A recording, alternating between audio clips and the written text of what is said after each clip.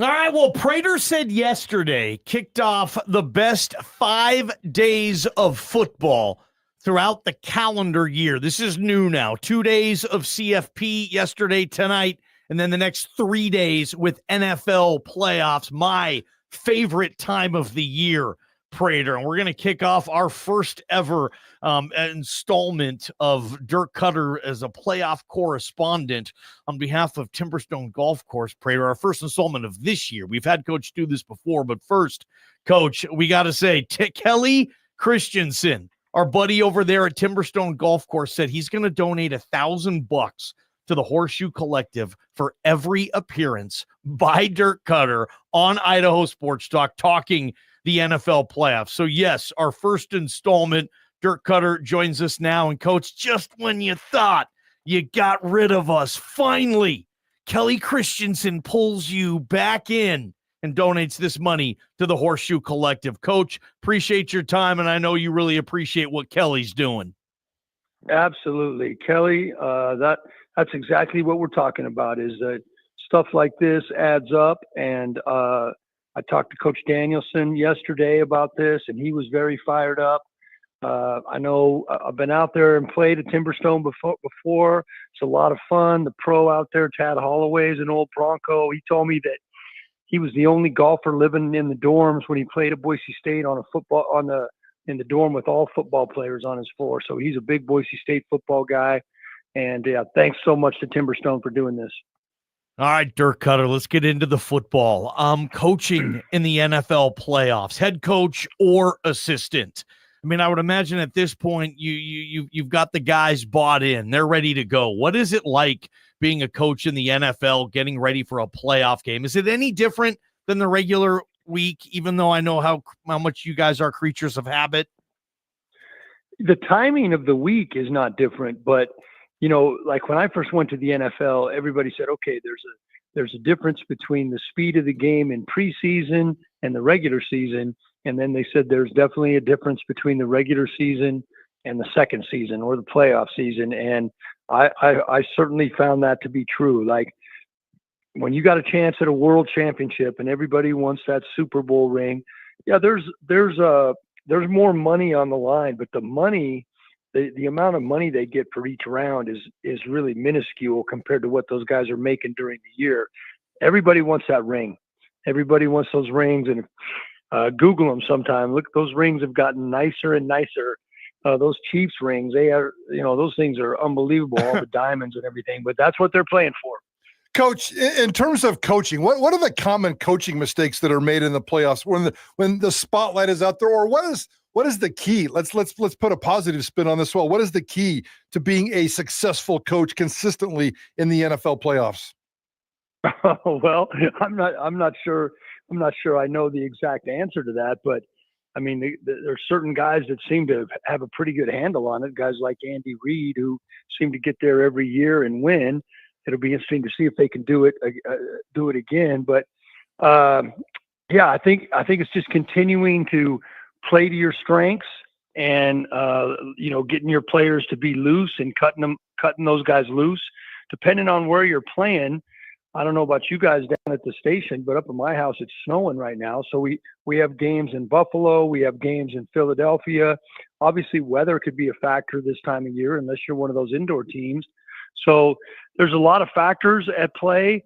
And I think we've already seen it in this college playoff with 12 teams. Anything can happen. Once you get to the playoffs, once you're in the tournament, anything can happen. Yeah, and that's the exciting part. And I know we got some specific questions about some of these games we want to dive into, but one more big kind of overview question. Kansas City and Detroit are such overwhelming favorites right now. And we got 4 blue bloods in the college football playoffs. But when you think of those guys, and you don't really think of them through the eyes of Vegas, but when they're that massive of betting favorites as a coach, do you get a little skeptical thinking behind the scenes, guys, it's not going to be that easy? Philadelphia, Buffalo, Baltimore, those guys are going to have something to say about these NFL playoffs before it's all said and done. Yeah, for sure. And, I don't really understand how Vegas looks at it. Those guys obviously are a lot smarter than me because they're making a ton of money. The way I look at it right now, I look at it as Detroit has proven that they're the team to beat in the NFC. I think the NFC, there's fewer teams that stand out. But in the AFC, I think the Ravens are the team that are playing the best right now. I also think Buffalo's got a heck of a shot. And, of course, nobody's going to count the Chiefs out because they win it every year. But I actually think the Ravens are the team that's playing the best right now. Dirk Koetter with us, our NFL playoff correspondent here on KTIK on behalf of Timberstone Golf Course. Going to tell you a little more about them in a little bit. Think about this, Prater. One year, Dirk Koetter was the number 1 seed 1 year with the Atlanta Falcons, and his offense was Matt Ryan at quarterback, Michael Turner at running back, Roddy White and Julio at receiver, and Tony freaking Gonzalez at tight end. That's why they were the 1 seed and hosted that NFC Championship game back in 2012. But Dirk, as you hear those memories and whatnot, just how much did you enjoy the process of playing and getting ready and coaching in a playoff game? Like I said, the players are all bought in at this point. They want the ring and they're invested. Is that a little different in the NFL? Maybe when you know how much they're going to listen to you now because it's the playoffs? Man. You could feel the pressure. We had the first round bye that year, and then we beat Johnny's Seahawks in the, whatever they call it, the round before the NFC Championship. We beat the Seahawks, and they had a really good team. And then we hosted the 49ers in the NFC Championship, and we played a fantastic first half. I think we had a 14-point lead at halftime. And then they came back. They finally went ahead, and the tension was unbelievable. We went right down the field. I think I might have told you guys this story once before, but we were down on like the 10-yard line, less than a minute to go, and Matt Ryan rolls out. He tries to throw a down and out to Roddy White, and we had Tony Gonzalez sneaking out the back door on the old sneak play, and Matt missed the throw to Roddy. Tony, there was no one within 20 yards. He would have walked into the end zone, and unbeknownst, Matt got hit on the throw. He breaks his collarbone. It was 3rd down, 3rd and 5 on the 10-yard line. Matt breaks his collarbone, doesn't tell anybody. We have to go for it on 4th down because we were down by 4.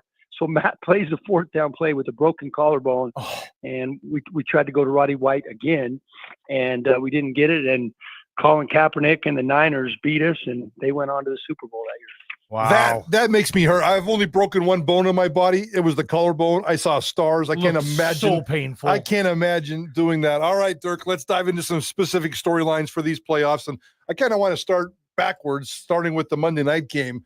When a football coach is told, because you guys are creatures of habit, routine, your schedule's done way in advance. And when somebody comes in and says, oh, by the way, coach, we're moving our football game to Arizona.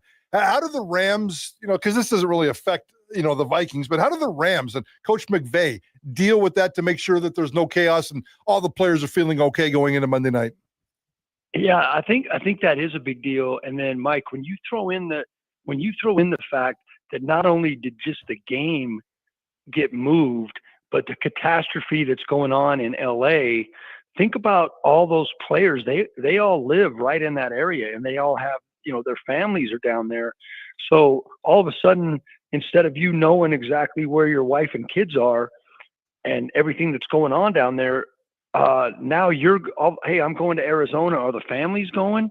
They would have been all going to the game if it was in LA. So I think there's a little mental side for both the Rams and the Chargers, 2 LA teams that are both traveling now. That's going to be, there's no way to measure it, but I think there's something there.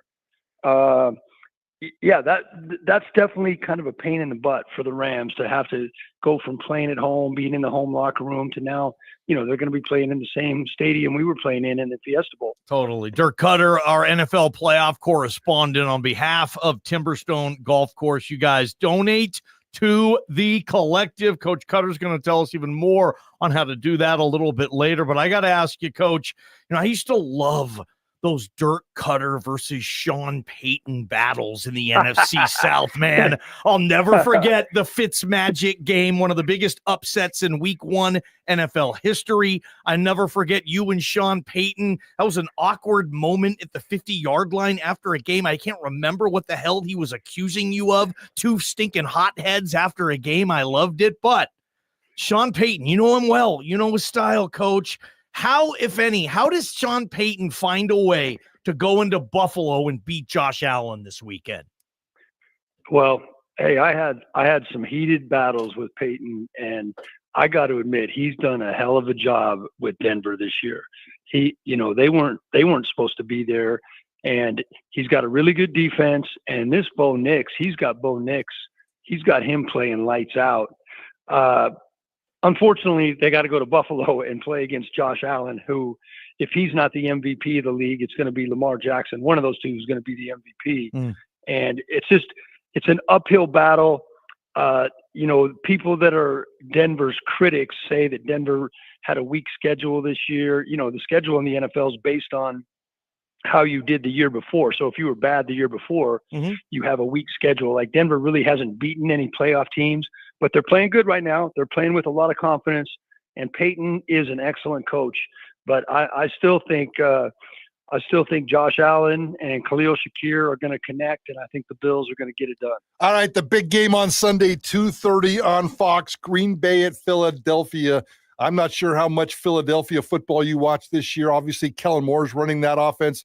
Jalen Hurts is out of concussion protocol. How is Kellen Moore's offense? How are the Eagles built for this playoff run?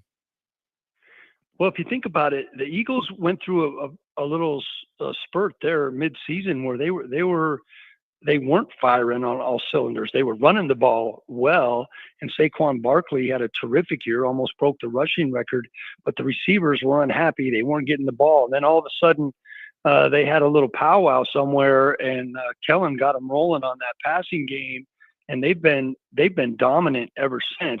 I think the biggest thing in that game, first off, the Eagles can run the ball, and they've got a fantastic offensive line. Their O-line is huge, and they're very athletic, and then they always have the threat of the quarterback run. But Hurts has been 18 days or something like that in concussion protocol, and the NFL, it's not like college now. In the NFL, concussion protocol is legit. They do not let you do anything until you go through the 5 steps. And he's only practiced a day or two here, so it'll be interesting to see if there's a rust factor there in their passing game. But I still think Eagles at home, that's a tough place to play. It's loud. Those fans are on your ass, man. They are on you. And I think the Eagles are going to be tough to beat at home. I got to follow up on rust factor, and let's go back to the Fiesta Bowl where you scolded the media and said 24 days off, guys, is way too much, and it came to fruition. So you kind of maybe see that into play here a little bit, maybe specifically just with Jalen Hurts, or? Well, since this is the wild card round of the NFL, some of these teams were able to rest some guys in the final week of the season. Fair, Buffalo, rested some guys. I'm concerned a little bit more in Hurts's case, just because when when you're resting guys, that's one thing. They're still practicing. But when a guy's in concussion protocol and he's your quarterback, he's not practicing.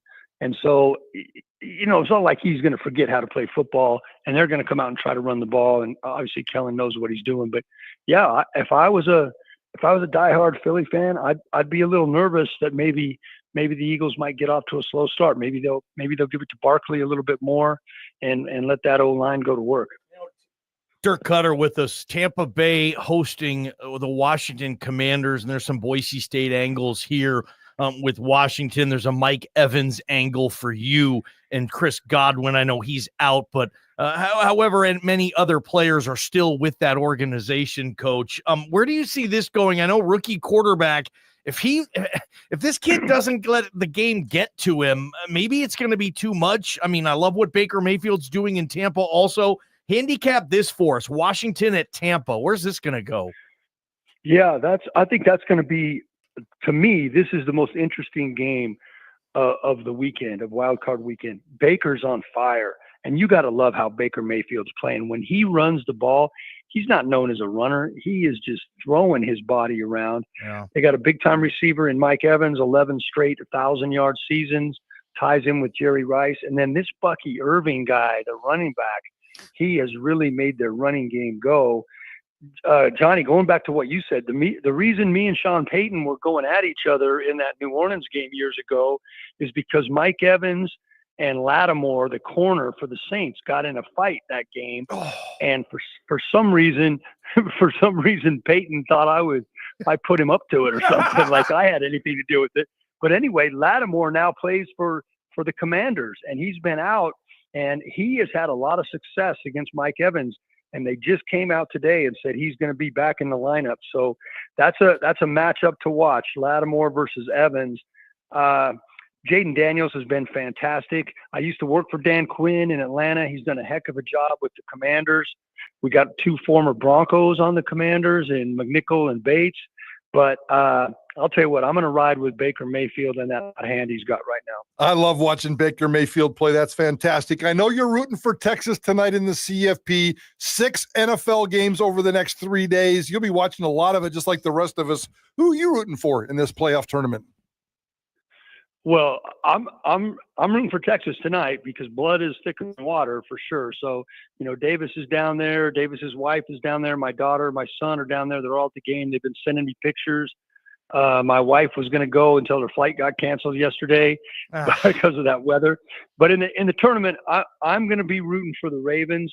My guy Todd Monken is the old coordinator there, and he was my guy. He was with me in Tampa. He's on a couple NFL teams list to get a head job. So I got a ton of buddies on that Chiefs staff, starting with Andy Reid. Unfortunately, they're both in the AFC. So the 2 teams I'm going to be rooting for are the Ravens and the Chiefs. Only one of them can make it.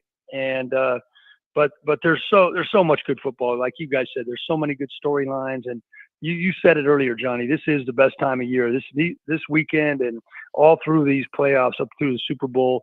I love this time of year. Hell yeah, me too, Coach Koetter.